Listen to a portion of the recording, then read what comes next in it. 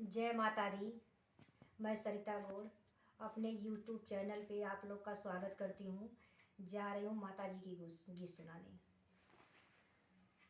धरती डोले, पवनवा डोले, गगनवा डोले मैया जी। धरती डोले, पवनवा डोले, गगनवा डोले मैया जी।